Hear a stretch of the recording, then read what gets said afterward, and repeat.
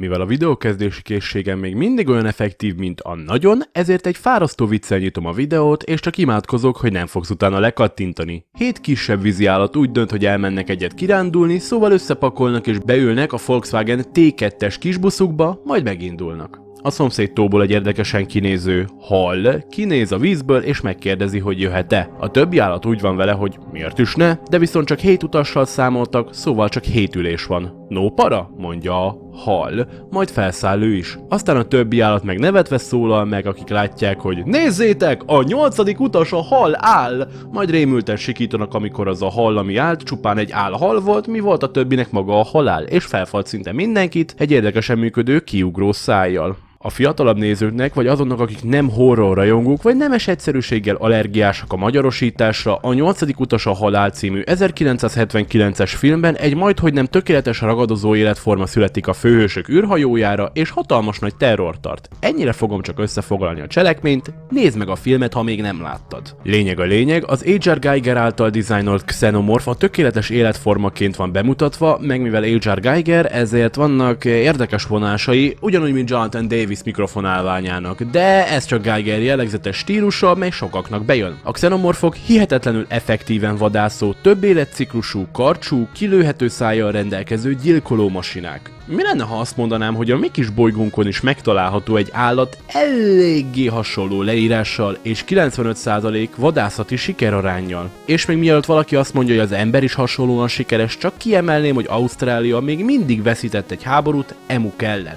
Emellett hasonlóan, mint a xenomorfoknak, ennek az állatnak is van egy riválisa, vagy predátora, ha úgy kényelmesebb, mely sokkal kisebb és egyébként tiszta erőt nézve gyengébb is, ám modernebb fegyverzete miatt képes lépést tartani a legnagyobb sikeraránnyal rendelkező ragadozóval.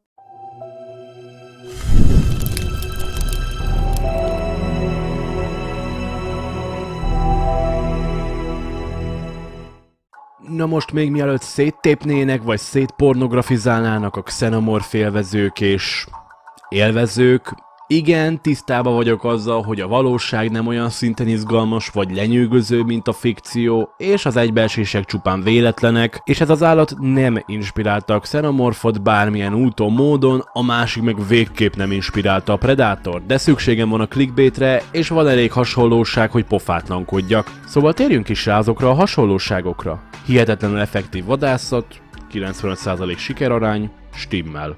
Több életciklus, pipa. Karcsú, pipa. Kilőhető száj, pipa. Gyilkolómasina, pipa.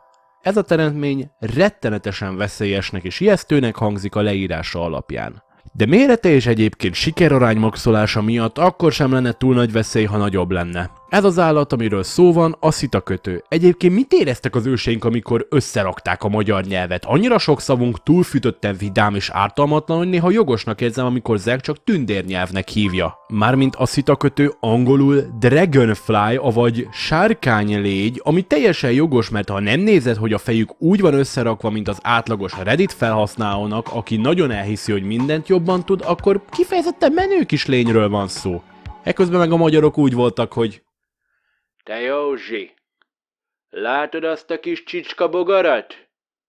Az köti a szitádat, bazd meg! Egyébként angol nevükkel ellentétben nem is legyek, vagy sárkányok, hanem saját kis csoportjukba tartoznak, amiket odonatáknak hívnak, avagy szitakötő féléknek, amiknek 2 alrendjük van. A zigopterrák, avagy egyenlő szárnyú szitakötők, és aniszopterrák, avagy egyenlőtlen szárnyú szitakötők. A nagy különbség köztük a méretük, az egyenlő szárnyúak kisebbek, a szárnyuk, mert az egyenlőtleneknek más az első és hátsó szárnyuk, de egyszerűbben meg tudod állapítani abból, hogy hogyan nyugiznak. Ha lecsukva nyugiznak, akkor egyenlő szárnyúak, ha nem, akkor meg nem. Illetve a szemeik. Ha majdnem vagy egybeérnek a szemeik, mint Sonicnak, akkor egyenlőtlenek, míg ha távol vannak, mint az első filmdizájnban, akkor egyenlőek. Az életük tojásként kezdődik, melyekből a nőstény akár több százat is rakhat csupán simán a vízbe, vagy egy vízi növény szárába szúrva fajtól függően, és a tojás fejlődési ideje is függ ettől a ténytől, no meg környezeti hőmérséklettől és évszaktól is. Egyesek kikelnek napok alatt, míg vannak fajok, ahol a tojások először átvészelnek egy egész telet, mielőtt elkezdenék az életet. Amikor kikelnek a tojásból, megkezdik a nimfakorukat. A különbség egy nimfa és egy lárva között az az, hogy még annak ellenére, hogy az egyik olyan fajról beszélek, ahol nem ez a helyzet, nem megy végbe akkora változás. Nincsen bebábozódás, mint a lepkéknél vagy egyéb csodabogaroknál, hanem csak addig vedenek, ameddig egyik nap csak felnőttként nem találják magukat. Na ja, aztán itt egy szitakötő nimfa. A felnőtt ényükkel ellentétben a nimfák víz alatti ragadozó életmódot folytatnak, ahol a segükön van a kopoltyú, és már itt is olyan 80% vadászati sikeraránnyal rendelkeznek, ami minden, csak nem semmi. Ezt úgy érik el, hogy egyszer úgy csinálnak, mint a kaméleon a sütőbe, és beleolvadnak a környezetükbe, mi segíti őket abba, hogy ne legyenek másoknak a nasiai, illetve abba, hogy a préda se lássa meg őket. Majd amikor elég közel kerülnek ahhoz az említett prédához, ami lehet szinte bármelyik kisebb gerinctelen állat, lárvák, ebihalak, kisebb halivadékok, ja és persze akár egymás is, mert mi mond nemet kannibalizmusra, amikor egy gyilkolómasina bogárkölyök vagy, akkor segges sugárhajtással kilövelik magukat a préda felé, és kevesebb mint 50 000 másodperc alatt, ami egyébként fele annyi, mint egy pislantás, józanul, megragadják a kilőhető alsó állkapcsukkal, melyet labiumnak neveznek. Melyet szereztem még egy pontot, hogy használom az Alient, mint clickbait. Igaz, a xenomorf kis szájához jobban hasonlít az, ami a murénáknak van. És tudjátok mit? Rossz kínos vicc érdekében kicsit megint visszaugrok ahhoz, hogy H.R. Giger dizájnja, mert sok embernek érdekesen jön be. Most tőlük kérdezem, hogy mit szólnátok, ha fejet akar adni egy xenomorf, majd amikor lehúzod a gatyádat, csak annyit mond, hogy ez a munka inkább a kis szájnak való. Ugyanúgy, mint a tojásoknál, fajtól és legfőbbképpen éghajlattól függ, hogy mennyi ideig maradnak gyerekek. Mármint, ha nem gyilkolja le őket ugyanolyan brutalitással már nem annyira kicsi halak, náluk tovább vízben maffiózó rovarok, mint víziskorpiók, vagy lábújbaszók, bosszuszomjas kétéltűek, vagy, mint említettem, a saját fajuk. Trópusibb helyeken megvannak a hacacáréval és felnőtté válnak 2-3 hónap alatt, Magyarországon 1-2 évbe telik ez nekik, míg egyéb kevésbé trópusibb helyeken ez beletelhet akár 5 évbe is. Mint említettem korábban, a fejlődés náluk minden vedléssel fordul elő, melynél minden alkalommal nőnek az étlapjukkal együtt, és fajtól függően 8-15 alkalom után átmennek vízi dámerből helikopteres Ted Bundyba, amikor kimásznak a vízből, és még egyszer utoljára kibújnak a saját bőrükből, ami egyébként csak egy exováz. Ilyenkor egyébként a legsérülékenyebbek, mert meg kell várniuk, amíg megszáradnak, és amíg a szárnyaik kiegyenesednek. No de ha nem döglött meg, akkor itt kezdődik a legendás, legeffektívebb vadászat sorozat arra a néhány hétre vagy hónapra, ameddig felnőttként zümmög, ha megadatik neki ez a privilégium persze, mert öregségben meghalni a vadonban egy nagy luxus, a küldetés mindig csupán életben maradni az első kufircig. Mármint ha nem vagy emlős persze, de akkor sem mindig igaz az állítás. Néha de elbaszott a természet. A szitakötők bevásárló listáján minden kisebb repülőbogár szerepel, szúnyogoktól kezdve mindenféle legyeken át, akár bögökig és kisebb szitakötőkig is. A családi kannibalizmus megőrzését meg lepkeprédáikat leszámítva a mi életvitelünket teszik kellemesebbé, tekintve, hogy naponta napközben, mert akkor jönnek elő. Többnyire. Vadászat alatt akár több 100 szúnyogot fognak meg, és legyeket meg bögöket is 2-es számmal vonnak ki a forgalomból minimum naponta, plusz ezt az egészet stílusosan csinálják, mert főállásban csak levegőben fognak meg zsákmányt, és a nem repülésben lévő prédákra való pályázás olyan szinten ritka, mint a volt vezetési oktatómban a rasszizmus ellentéte. Csak egyszer nem volt az. Mint említettem, a szitakötők olyan szinten jól képesek manőverezni a 4 szárnyuk segítségével, mint egy helikopter. Probléma nélkül tudnak egy helyben vagy akár bármelyik irányba repülni, beleértve hátrafelé is. Emellett majdnem 360 fokos látással rendelkeznek, csupán a hátuk mögött van egy kis vakfolt, mely miatt nekik is kínos, ha leejtik a szappant. Viszont legalább velem ellentétben nekik a képminőség is kifejezetten jó, melyre szükségük van, hisz a vadászati stílusukba beletartozik az, hogy akár messzebbről is úgy ráfókuszálnak a náluk sokszor sokkal kisebb prédákra, mint a Minecraft youtuberek, miután elérik az 1 millió feliratkozót. Miután a préda be lett azonosítva, a szitakötő rohadtul gyorsan utána repül és extrém pontossággal megfogja, mielőtt széttépné és elfogyasztaná az erős rágó szájszervével, mely nem tartalmaz semmilyen mérget, csupán tiszta, természetes, morzsolásos, cafrangolós halált. Vagy egy kellemetlen aucsot, ha nagyobb állat vagy. Szóval, ja, Ez a legeffektívebb ragadozó a bolygónkon, melynek a hasonlóságai itt meg is szűnnek a xenomorffal, mert mint tudjuk, az állatvilágban vagy egy hatalmas nagy középső ujj vagy mindenki felé, és túl effektív vagy mindenben, vagy feláldozol egy csomó dolgot annak érdekében, hogy egy dologból megőriz az aranyérmedet, mely alól nem kivételek a szitakötők sem. Lehetséges, hogy jó vadászok, de emellett másoknak túl jó prédák is, mert valamiért nekik a koncept, hogy valaki rájuk vadászon, az a mai napig idegen, annak ellenére, hogy elvileg már 320 millió éve vannak a Földön, és nem változtak túl sokat. Természetesen kedvelt nasi madaraknak és denevéreknek, akik majdhogy nem ugyanúgy repülés közben szokták őket elkapni, annak ellenére, hogy még mindig majdnem 360 fokos szögben látnak, és képesek gyorshajtást elkövetni, ha lakott területen belül van sebességkorlátozás. Emellett persze, ha pókhálóba repülnek, vagy belefújja őket a szél, akkor az szintén Game over, man! Game over!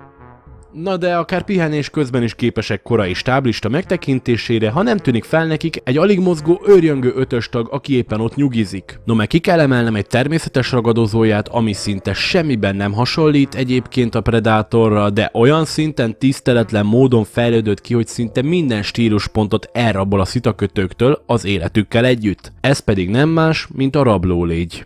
Ez alkalommal a név pontosabb, mert ténylegesen az Acelidae, avagy légyfélék közé tartozik ez a fenegyerek, mely extra szárnyak híján kevésbé precíz és lassabb, mint egy szitakötő, kisebb és no meg a szemei sem annyira kifejlettek. Mindezek ellenére nemes egyszerűséggel, a tiszteletlenség erejével két dologban jobb, mely bőven elég neki, hogy a nála nagyobb és gyorsabb ökoszisztéma fenntartót levessé csináljon. Jó stratégia és fegyverzet. Hasonló, mint a Xenomorph és Jautja konfliktusban, normál körülmények között a Xenomorph szétkapná a Predátort, de aztán számításba kell venni a modernebb fegyverzetet meg stratégiákat, mellyel akár egy klikkel vége a 8. utasnak, mely normál esetben a halál, és itt is ugyanez a helyzet. A rablólegyek lehetséges, hogy csupán 60% sikeraránnyal rendelkeznek, ami egyébként elég szép tekintve, hogy mi hogyan mettől meddig vannak, és hogy általában simán neki mennek maguknál nagyobb bogaraknak és rovaroknak, de viszont nagy helikopteres precíziós üldözés helyett ők jobban preferálnak lesből leró, vagyis inkább lerepülve támadni, mely mint említettem a szitakötők gyengéje, mert valamiért a tény, hogy ők is prédák nem bír megmaradni a fejükben, plusz mivel a rablólégy nyugizva vadászik, ezért nincs arra sok esély, hogy a szitakötő megy neki először. És mivel a rablólégy a támadást hátulról vagy alulról végzi, ezért pont olyan, mintha a szitakötő ledobná a szappant, melyre, mint mondtam, elég gyenge. És végül, de nem utolsó sorban, a rablólégy nem szétmarcangolós, elavult módon falatozik, hanem egy modernebb szúrószívó szájszervükkel befecskendezik a nyálukat, mely neurotoxikus és proteolitikus enzimeket tartalmaz. Tehát a préda lebénul, majd a belső szervei a testén belül elkezdenek szépen lassan lebomlani egy fehérje smoothie-vá, melyet a légy felszürcsöl, nem hagyva semmi mást hátra, mint egy üres exovázat. És igen, a bénulás rohadt hamar történik, szóval egy szúrás és a rabló megöli a sárkányt. És nem veszélyesek emberekre, alapjáraton nem agresszívak felőjük, és csak akkor csípnek, ha fenyegetve érzik magukat, mely csupán rohadtul fáj és irritálja a bőrt, de ezt leszámítva nem kever akkor a cirkuszt, kivéve persze, ha allergiás vagy. Emellett a rablólegyeknek sokkal egyszerűbb gyerekkoruk van, hisz lárvaként a földbe ásva kisebb bogarakat és lárvákat esznek 1-2 évig, míg be nem bábozódnak 2-4 hétre, és felnőttként folytatják az életüket, melynek hossza általában 1-2 hónap. Nem túl igényesek a szitakötőkkel ellentétben, akiknek nagyon tiszta és jó minőségű víz kell a túléléshez és szaporodáshoz, és annak ellenére, hogy milyen volt a tónusom a videóban, ez teljes mértékben rendben van. A szitakötők egy egészséges vízforrásnak a tagadhatatlan jelei, kik sokat segítenek a természetes kerékvágásnak. Mind az életükkel, mind a halálukkal. És ez alól a rablólegyek sem kivételek, hisz rengeteg levéltetvet, más legyeket, molyokat, szárnyas köcsögöket és szinte mindenféle rovart meg számunkra kártevőt fogyasztanak el, szabályozva a populációt. Nem beszélve, ők is vannak felzabálva más állatok által, sőt mindkettő megkezdi a hasznos munkáját már nimfa és lárva korukban, csak az egyik a vízben, míg a másik a talajban, miközben növelik a biodiverzitást. Választhatunk kedvenceket, vagy csupán preferáltakat, vagy kevésbé utáltakat, de mindennek megvan a maga helye, és a hiányuk vagy akaratlan felbukkanásuk általában a többi vadon lakó instant megérzi. Na de ezzel meg is köszönöm szépen a figyelmeteket, ha tetszett, vagy tanultál valamit, akkor fejeld meg a lájkot a feliratkozással és csengővel együtt, kommenteld a gondolataidat és osszad meg a spanokkal egy sörrel együtt, Discord szerveremhez link a leírásban, további kellemes estét!